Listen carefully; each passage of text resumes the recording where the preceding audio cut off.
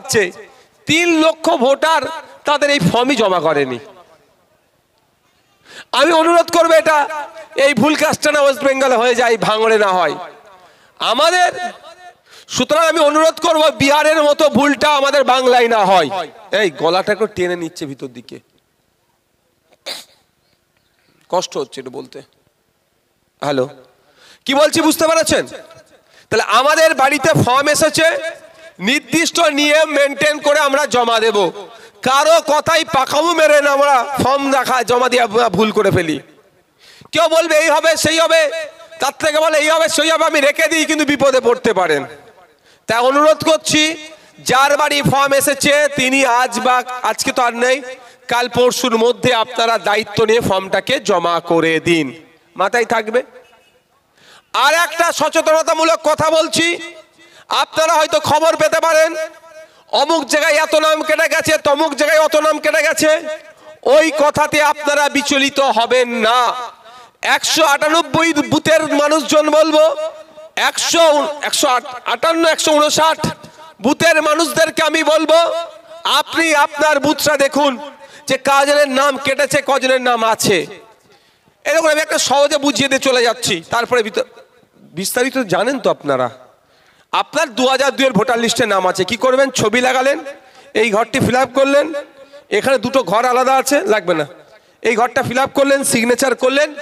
বিওলোকে যখন জমা দেবেন, বিওলো দুটো ফর্মে সিগনেচার স্টাম্প তারিখ দেবে, একটা উনি নিয়ে নেবে, একটা আপনার কাছে দিয়ে দেবে। এবার 2002 আপনার নেই, পরিবারের আছে, কি করলেন? ছবি দিলেন, এই ঘরটা ফিল আপ করলেন, নিচে একদম এই ঘরটা ফিল আপ করে সিগনেচার করলেন, বিওলোর কাছ থেকে রিসিভ নিয়ে নিলেন। এবার আসা যাক, আমার নাম নেই, আমার পরিবারের কারো 2002 নাই, তাহলে কি করবেন? ভয় পাওয়ার কিচ্ছু নাই। আপনার ছবি লাগালেন, এই জায়গাটা পূরণ করলেন, সিগনেচার করলেন, রিসিভ নিলেন। এই ঘরটাকে, এই ঘর দুটোর মধ্যে কোনো ঘরে আপনাকে পেন চালাতে হবে না। এবার আপনাকে নোটিশ করে ডাকবে, তখন কি কি কাগজ লাগবে না লাগবে অত উত্তেজিত হওয়ার দরকার নাই। আপনাদের বিধায়কের প্রতি আপনাদের ভরসা আছে তো নাকি? বিধায়ক একটা হাতটা তুলুন একবার। বিধায়কের প্রতি ভরসা আছে তো নাকি? বিধায়ক বুঝে নেবে। আপনাকে নোটিশ করে কাগজ যদি নিয়ে যেতে হয়, আপনি একা যাবেন না, আপনার সাথে আপনার বিধায়ক আপনার হয়ে অ্যাসিস্ট করবে। তাহলে চিন্তা হওয়ার কোনো কারণ নেই। আপনার হয়তো কাগজে জড়িবুটি আছে, অনেক জড়িয়ে গিয়েছে, আইনি সহায়তার প্রয়োজন আছে। আমি ভাঙড়ের মানুষ, চালতাবেড়িয়ার মানুষকে বলবো, 158 নম্বর বুথ, 159 বুথের মানুষকে বলবো, আপনারা কেউ ভয় পাবেন না।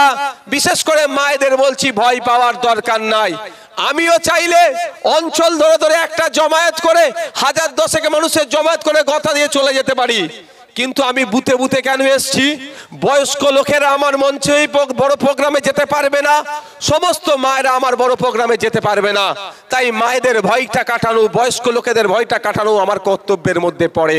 আমি ভোট চাওয়ার সময় এলাকায় এলাকায় গিয়ে ভোট চেয়েছি। আজকে মানুষ আতঙ্কিত, তাহলে এলাকাতেই গিয়ে মানুষকে আতঙ্ক মুক্ত করা আমার দায়িত্বের মধ্যে পড়ে। তাই বলবো আপনাদের চিন্তিত হবেন না। কোনো যদি আইনি সহায়তার প্রয়োজন হয়, উকিলের প্রয়োজন হয়, এই এসআইআর নিয়ে আপনাদের কথা দিয়ে যাচ্ছি, একজন ভাঙড়ের ভোটার কেন, 100 জন ভাঙড়ের ভোটারের জন্য যদি উকিলের দরকার প্রয়োজন হয়, আপনাদের বিধায়ক বিনা মূল্যে আপনাদেরকে আইনি পরিষেবা দেবে। আপনাদেরকে 1 টাকাও খরচ করতে হবে না এই এসআইআর বিষয়ে। আর সর্বোপরি আপনাদের বড় ভাইয়ের নাম কি গো? আওয়াজটা ঠিক হচ্ছে না, মায়েদের কাছ থেকে আওয়াজটা হচ্ছে না, একটু জোরে বলুন। আর একটু জোরে হোক, আর একটু জোরে হোক। আপনাদের বড় ভাইজান আমাকে অলরেডি বলে দিয়েছে, নওশাদ তুই সুপ্রিম কোর্টের উকিলকে রেডি কর। পশ্চিম বাংলার কোন একজন বৈধ ভোটারের নাম যদি কাটা যায়, তাহলে কি হবে? আইনি লড়াই হবে, তার হয়ে আইনি লড়াই তুই করবি। সেটা দলিত হতে পারে, হিন্দু হতে পারে, নমশূদ্র হতে পারে, মতুয়া হতে পারে, আদিবাসী হতে পারে, মুসলিম হতে পারে, আপনার ঠাকুরবাড়ি বনগাঁ ঠাকুরবাড়ির মানুষ হতে পারে, ফুরফুরা শিল্পের পিস সাহেবের বাড়ির মানুষ হতে পারে, ঝাড়গ্রামের মানুষ হতে পারে, কাকদ্বীপের মানুষ হতে পারে, কুলপির মানুষ হতে পারে, গোসাবার মানুষ হতে পারে, সর্বোপরি ভাঙড়ের যদি একটা ভোটারের নাম বাদ পড়ে অবৈধ পন্থা অবলম্বন করে, আপনারা কেউ আতঙ্কিত হবেন না। আপনাদের পাশে কেউ থাকুক আর নাই থাকুক চিন্তিত হবেন না। আপনাদের পাশে খামচিহ্ন থাকবে, আপনাদের বিধায়ক আপনাদের পাশে থাকবে, আপনাদের হয়ে আইনি লড়াই করবে সুপ্রিম কোর্টে গিয়ে। ভয় পাওয়ার কোনো দরকার নাই। নাম আসেনি তো কি হয়েছে? আপনাদের বলে রাখি, 8ই ডিসেম্বর 21শে অঘ্রাণ নর্থ ইস্ট সিটির প্রোগ্রাম ছিল, আপনারা জানেন তো। সেই প্রোগ্রামটা আমরা বাতিল করে দিয়েছি, আমার বড় ভাইজান বাতিল করেছে। কারণ 7 তারিখে পাবলিশ হবে, 7 তারিখে 8 তারিখে প্রোগ্রাম, মানে 7 তারিখে একটু বেশি ব্যস্ত থাকে। তাহলে কেউ যদি এসে বলে ভাইজান আমার নাম উঠেনি, হ্যান হয়েছে ত্যান হয়েছে, সে সহজে বড় ভাইজানের কাছে অ্যাক্সেস পাবে না, একটু ব্যস্ত থাকবে। আর 8 তারিখে যদি প্রোগ্রাম করতো, প্রচুর লোকের সমাগম, তাহলে সঠিকভাবে তা এসে পৌঁছাতো না। সেই জন্য বড় ভাইজান আপনাদের কথা মাথায় রেখে, আপনারা না চিন্তায় থাকেন, আপনাদের কথা মাথায় রেখে তিনি 8 তারিখে তার ভালোবাসার প্রতিষ্ঠানের প্রোগ্রামকে পোস্টপোন করেছে, স্থগিত করেছে। যে 7 তারিখ 8 তারিখ আমি বাড়িতে থাকবো। এসআইআর নিয়ে যদি খসড়া লিস্টে কারো নাম না ওঠে, চিন্তা করার প্রয়োজন নাই। আপনাদের হাতে যে রিসিপ্ট কপিটা আছে সেটা নিয়ে আপনারা বড় ভাইজানের কাছে পৌঁছে যাবেন, বড় ভাইজান আপনাদের হয়ে বুঝে নেবে, চিন্তা করার দরকার নাই। এবার সকলে নাও যে পৌঁছাতে পারে, হতেই পারে তো নাকি? তাহলে কি করবেন? চিন্তা করতে হবে না। এইসব আছে না, উঠে দাঁড়াও একবার। এই নেতৃত্বরা আছে না, বাবুরা আছে না, আরো যারা আছে চেনেন তো নাকি নাদের? বলবেন বড় ছোট ভাইজান এসে, বিধায়ক এসে কি বলে গেছে, যে যদি বাই চান্স কারো নাম না আসে তাহলে কি করবে? আসবে না। এই সবার নাম আসবে, এটা আমি 100% আমি ভরসা করি। তারপরেও যদি মাস্টার মশাই কারো নাম কেটে দেয়, মাস্টার মশাই কি প্রশ্ন পাঠিয়েছিল, আমরা উত্তর দিয়েছি তো নাকি? উত্তর দিয়ে একটা উত্তরপত্র মাস্টার মশাই নিয়ে চলে গেছে, আর একটা আমাদের কাছে রিসিপ্ট কপি আছে। আমি উত্তর সঠিক দিয়েছি, মাস্টার মশাই যদি আমার উত্তরটাকে কেটে দিয়ে আমাকে শূন্য দেয়, আমার কাছে তো একটা উত্তরপত্র আছে ভাই, তাহলে মাস্টার মশাইকে চ্যালেঞ্জ করতে হবে কি হবে না? মাস্টার মশাইকে চ্যালেঞ্জ করব যে আপনাদের উত্তরপত্রের একটা কপি, অর্থাৎ রিসিপ্ট কপিটা ইনাদের হাতে একটা জেরক্স দিয়ে দেবেন, এনাও ছোট ভাইজানের কাছে পৌঁছে দাও। 8 তারিখ ভাইজান ঘরে থাকবে, আমার অমুকের নাম কাটা গেছে। আপনাদের বলছি চিন্তা করতে হবে না, কিভাবে আপনাদের নাম তুলতে হবে আপনাদের ভাবতে হবে না। আপনাদের বিধায়ক আপনাদের জন্য লড়ে নেবে, আপনাদের বড় ভাইজান আপনাদের জন্য লড়ে নেবে। আমার বলার বক্তব্য এটাই, ভয় পাওয়ার দরকার নাই। ভয় পেলে কি সমস্যার সমাধান হবে? লড়ে নিতে হবে। কেউ একটা ইঞ্চি জায়গা ছাড়বে? মনে হয় 1 ইঞ্চি কেউ জায়গা ছাড়বে? লড়ে নিতে হবে। আমার বলার বক্তব্য এটা, আপনি টেনশন মুক্ত থাকেন। এখানে মায়েরা আছে, ম্যাক্সিমাম হাউস ওয়াইফ, আর কিছু কাজকর্মের সাথে কেউ যুক্ত আছে। তো মায়েরা টেনশন, এসআইআর এর টেনশন মাথায় নিয়ে রান্না করতে গেলে ভাত পুড়িয়ে ফেলবে গো। কি মা, কি হবে না হবে, হ্যাঁ হবে তা হবে, করতে করতে ভাত পুড়ে যাবে। আর বাপ এখন মাঠে গেছে, সে দুপুরবেলা মাঠ থেকে ফিরে এসে যদি পোড়া ভাত পাই, হ্যাঁ? তাই মা আমার টেনশন নেবেন না। সন্ধ্যাবেলার ছেলেটিকে নিয়ে পড়তে বসাবেন, অঙ্ক করবেন, মাথায় যদি টেনশন থাকে, ঠিকঠাক অঙ্ক ছেলেটিকে হবে তো? ভুল হয়ে যাবে। তো আমি বলবো টেনশন নেওয়ার দরকার নাই। বাপেরা মাঠে গিয়েছে, ধান কাটছে, কেস্তেতে ধান কাটছে, আর ওই এসআইআর মাথা যদি থাকে, ধানের গোড়া কাটতে গিয়ে আঙুল কেটে ফেলবে, বিপদ হয়ে যাবে। যে দর্জির কাজ করে, সেলাই করতে গিয়ে হাতে তো সুই ফুটে যাবে রে ভাই। কে গাড়ি চালায়, এসআইআর মাথায় করতে করতে গাড়ি চালাতে অ্যাক্সিডেন্ট হয়ে যাবে। তাই আমি সেই জন্য কি বলছি, টেনশন নিলে কি আপনার এসআইআর পার হয়ে যাবেন? বসুন। আপনি যদি টেনশন মাথায় নিয়ে চলেন, এসআইআর আপনার নাম থেকে যাবে বা কেটে যাবে। তাহলে টেনশন নেওয়ার প্রয়োজন নাই। টেনশন আপনারা নিয়েছিলেন, দায়িত্ব নিয়েছিলেন কবে? 2021 সালে, যখন স্রোতের বিপক্ষে গিয়ে আপনাদের ভুল বুঝার চেষ্টা হয়েছিল, আপনারা ভুল বোঝেননি। আপনারা তো অনেকটাই স্ট্রং ভাই। আপনাদেরকে বলেছিল বিজেপি চলে আসবে, হ্যাঁ হবে তা হবে, আমাকে আটকাও, হ্যান করো তান করো, অনেক গল্প শুনিয়েছিল। তখন আপনি স্রোতের বিপক্ষে গিয়ে আপনি এস্টাবলিশ করেছিলেন, বড় ভাইজানের কথাকে আপনারা মান্যতা দিয়েছিলেন। বড় ভাইজান কি বলেছিল? আমার ছোট ভাইকে জিতাও, আপনাদের বিপদে আপদে আমার ছোট ভাই আপনাদের পাশে থাকবে। তাই আজকে আপনারা এই আতঙ্কের সম্মুখীন, ওনা আব্বাস ভাইয়ের ছোট ভাইয়ের দায়িত্ব হচ্ছে আপনাকে আতঙ্ক মুক্ত করার। আর করেছি কি করিনি ভাঙনের মানুষকে? শুধু ভাঙড়ের মানুষ আর রাজ্যের মানুষকে আতঙ্ক মুক্ত করে দিয়েছে। আর আগামী দিনেও যদি রাজ্যের কোনো একটা বৈধ ভোটারের নাম কাটা যায় কি হবে? তার পাশে কেউ থাকুক আর নাই থাকুক, আব্বাস সিদ্দিকীর ছোট ভাই তার পাশে থাকবে।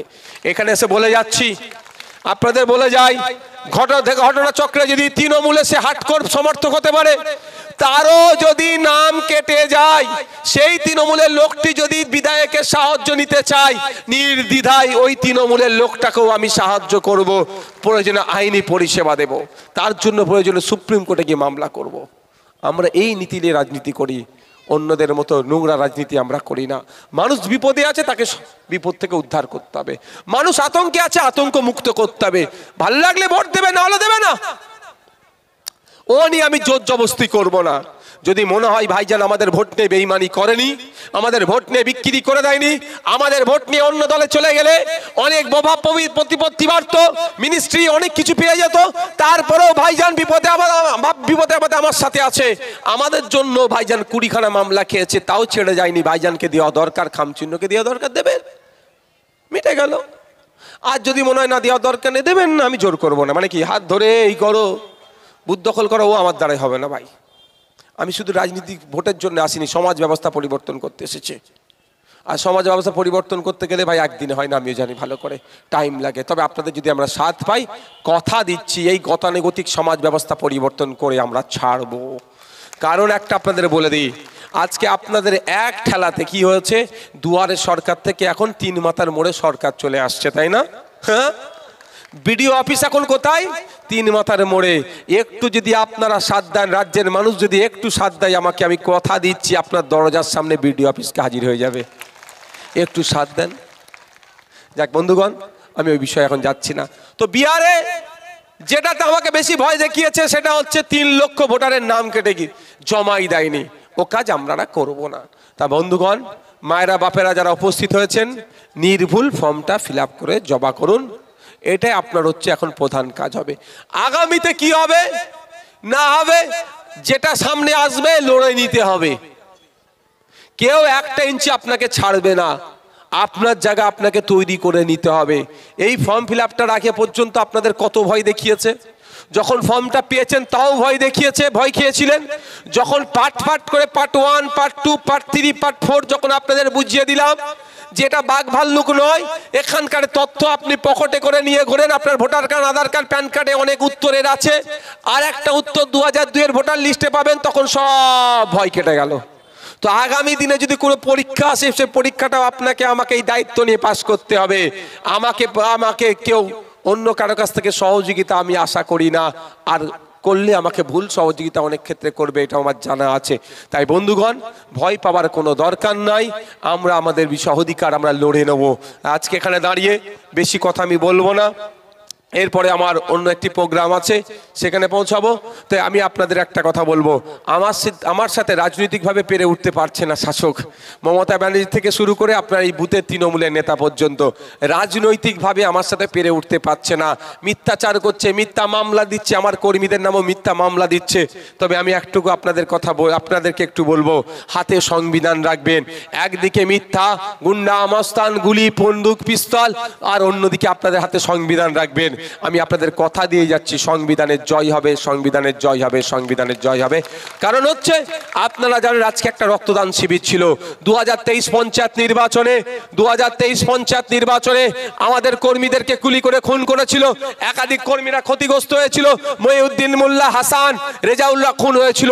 তার স্মৃতিতে আমরা একটা রক্তদান শিবির করেছি। আর রক্তদান শিবিরে যখন গেট করতে গিয়েছিল আমাদের উপরে আক্রমণ চালিয়েছিল, কিন্তু আমি তখনও বলেছি আইন হাতে তুলে নেবেন না, সংবিধানের প্রতি ভরসা রাখুন। তাই আমাদের ছেলেরা সংবিধানের প্রতি ভরসা রেখেছিল বলে আপনাদের জানিয়ে দেয়, আজকে সেখানে রক্তদান শিবিরে 1000 ছুঁই ডোনার হয়েছে। ভাবতে পেরেছেন? তাহলে এখন জায়গায় আমরা পৌঁছাচ্ছি, মানুষ আমাদের সাথে আছে, মানুষ আমাদের পাশে আছে, শান্তির সাথে প্রোগ্রাম কেন সমাপ্ত করতে পারলাম? আমাদের হাতে সংবিধান ছিল বলে, আমরা আইন বিচার ব্যবস্থাকে শ্রদ্ধা করি বলে আমরা আমাদের কাজে শান্তির সাথে উত্তীর্ণ করেছি। তাই কাঁটা এই কাঁটা দিয়ে কাঁটা তুলা গেলেও দুর্গন্ধ দিয়ে দুর্গন্ধকে ঢাকা যায় না। আমি এদেরকে মনে করি দুর্গন্ধ, এদেরকে মনে করি পচা। এদেরকে কেন পচা খালে বলেছিল লাভ মারবে? পচারাই পচা খালের দিকে যাইতো। তো এদেরকে আমি ওই মনে করি, এর বাইরে কিছু মনে করি না। তাই ওরা দুর্গন্ধ ছড়াচ্ছে বলে আমিও দুর্গন্ধ ছড়াবো, এটা হতে পারে না। ওরা দুর্গন্ধ ছড়াচ্ছে, আমরা সুগন্ধি দেবো। ওরা ইট ছুটছে, আমরা গোলাপ দেবো। একটা দিন আসবে ইট ছুটতে ছুটতে হাঁপিয়ে যাবে, আমরা গোলাপ দিতে দিতে হাঁপাবো না। দিনের শেষে গোলাপেরই জয় হবে, সংবিধানের জয় হবে। তাই বন্ধুগণ, আপনাদেরও বলছি যে যে যাই বলুক, যে যাই করুক, কারো প্ররোচনায় পা দেওয়ার দরকার নাই, কারো কে উত্তেজিত করলে উত্তেজিত হওয়ার দরকার নাই। আমাদের শুধু একটাই লক্ষ্য, একটাই উদ্দেশ্য, সুষ্ঠু সমাজ ব্যবস্থা। যে সমাজ ব্যবস্থায় নারী তার অধিকার নিয়ে বেঁচে থাকবে, যে সমাজ ব্যবস্থায় দলিত তার অধিকার নিয়ে বেঁচে থাকবে, যে সমাজ ব্যবস্থায় মুসলিম তার অধিকার নিয়ে বেঁচে থাকবে, যে সমাজ ব্যবস্থায় আদিবাসী তার কনস্টিটিউশন রাইট নিয়ে বেঁচে থাকবে, যে সমাজ ব্যবস্থায় সরকারি কর্মচারীরা তাদের হকের ডিএটা ঠিকঠাক বুঝে পাবে, সরকারি কর্মচারী তথা পুলিশরা 6 ঘন্টার বেশি ডিউটি করবে না, যে সমাজ ব্যবস্থায় কৃষক তার উৎপাদিত ফসলের 3 গুণ দাম পাবে, যে সমাজ ব্যবস্থায় একজন ডে লেবার তার মিনিমাম ওয়েজেসটা ঠিকঠাক পাবে, যে সমাজ ব্যবস্থায় একজন চা শ্রমিক তার ঠিকঠাক মিনিমাম ওয়েজেসটা পাবে। এক কথায় সেই সমাজ ব্যবস্থা চাইছি, যে সমাজ ব্যবস্থায় বাচ্চারা স্কুলে গিয়ে শুধু মিড ডে মিল খেয়ে বাড়ি আসবে না, ওখান থেকে বুনিয়াদী শিক্ষাটা সঠিকভাবে অর্জন করে বাড়ি আসবে। আমরা সেই সমাজ ব্যবস্থা চাইছি, যে সমাজ ব্যবস্থাতেও আপনার হেভি ট্রিটমেন্টের জন্য কলকাতাতে ছুটে যেতে হবে না। আমরা সেই সমাজ ব্যবস্থা চাইছি, কলকাতার স্টার হসপিটাল, পিজিএনআরএস, আরজি করে 90 টাকা দিলে একটা ডলার দিতে হচ্ছে, যেটি 2014 সালে 61 টাকাতেও একটা ডলার পাওয়া যেত। মানে বুঝতে পারছেন, ক্রমশ দেশ বাংলা পিছিয়ে যাচ্ছে। এই নিয়ে চর্চা করার দরকার ছিল। কৃষক তার উৎপাদিত ফসলের দাম পাচ্ছে না কেন? স্বামীনাথন কমিশনের যে সুপারিশগুলো বাস্তবায়ন করা হচ্ছে না কেন? নতুন শ্রম কোড লাগু কেন হবে? এর বিরুদ্ধে বিস্তর আলোচনার দরকার ছিল। তার পরিবর্তে এখন কি করছি আমরা? সম্পর্কের জায়গাটায় কার নাম লিখতে হবে? দাদু, বাবা, স্বামী, ছেলে, এই করে আমরা বেড়াচ্ছি। এটা হচ্ছে শাসকের একটা চক্রান্ত, আমাদেরকে অন্য কাজে কি করা, ওতে ব্যতিব্যস্ত করে রাখা। তাই বন্ধুগণ, আমরা যারা স্বাভাবিক জীবনযাপন করি, তার সাথে সাথে আমাদেরকে এইটা ফর্মটা নির্ভুল ফিল আপ করতে হবে। এতটুকু কাজের বাইরে আমাদের কিচ্ছু নয়। তাই আমি বলবো, এখানে এত উপস্থিত হয়েছেন এই বুথের মানুষজন, নিশ্চিতভাবে বুথে 25,000 টাকা খিচুড়ির ব্যবস্থা আছে নাকি আজকে? হ্যাঁ, 25,000 টাকা বুথ ভিত্তিক আর খিচুড়ির ব্যবস্থা। জানেন তো কি হচ্ছে সব? হ্যাঁ, চলুন কতদিন টাকা দিয়ে যাবে হোক, ভোট ঠিক খামচিহ্নিতে আসবেই। তার প্রমাণ হিসাবে আমি দেখছিলাম একটি ছেলে প্রোগ্রামে গিয়েছে, ভিডিও করছে, তার ডিপিতে আমার ছবি লাগিয়ে রেখে দিয়েছে, আবার ভিডিও করছে যে অমুকের প্রোগ্রামে আছি। মানে হয়তো সে একটা রোজ পেয়েছে, ছাড়বে কেন, যা ঘুরে আই ভাই। আমি মানা করি না, আমি ভাই কাউকে টাকা দিতে পারি না, কাউকে আমি টাকা দিতে পারি না। আমি কেন তাকে আটকাবো? সে যদি একটা 300 টাকা পাই রোজে, 500 টাকা পাই, অসুবিধে কোথায়? ভোট তো আইএসএফেতেই আসবে, আমি আটকাই না ভাই কাউকে। যাক, আমি এখন এসআইআর নিয়ে আপনাদের বলবো। আপনাদের অধিকাংশ মানুষ ফর্ম জমা করে দিয়েছেন, আর কিছু মানুষ হয়তো এখনো জমা করতে বাকি আছে। এই হ্যাঁ, সামনে দিকে চলে আসো না। আর গুটি কয়েক মানুষ হয়তো ফর্ম জমা করতে বাকি আছে। তবে আমি অনুরোধ করব, দ্রুততার সাথে ফর্মগুলো আজ বা কালকের মধ্যে আপনারা জমা করে দিন। এবার আসা যাক, বিহারে আমি ফোন করেছিলাম, বিহারের কিছু রাজনৈতিক নেতাদেরকে আমি ফোন করেছিলাম গত কয়েকদিন আগে। তাদেরকে ফোন করে অনেক ভালো খারাপ অভিজ্ঞতা হলো আমার। তবে যেই খারাপ অভিজ্ঞতার মধ্যে একটা সব থেকে অন্যতম খারাপ অভিজ্ঞতা, পাঠ করা আছে, পাঠটা কি আছে আমি পাঠও ভেঙে ভেঙে বলেছি। 2002-এর ভোটার লিস্টের নাম থাকলে কোথায় লিখতে হবে? 2002-এর নিজের নাম নেই, আত্মীয়র নাম আছে, ফাদার মাদার গ্র্যান্ডফাদার গ্র্যান্ডমাদারের, কোথায় লিখতে হবে সেটা বলেছি। এবং এটাও বলেছি আপনার 2002-এর ভোটার লিস্টের নাম নেই, আপনার আত্মীয়র নাম আছে, এই সরি আমরা আত্মীয়র নাম নেই, তাহলে কি করবেন? ওপরের পোর্শনটা আমার গাড়িতে একবার কেউ যাও তো, একবার শুধু একবার দেখিয়ে দিই গিয়ে, ওই এটা কোথায় লিখতে হবে সেটাও দেখিয়েছি।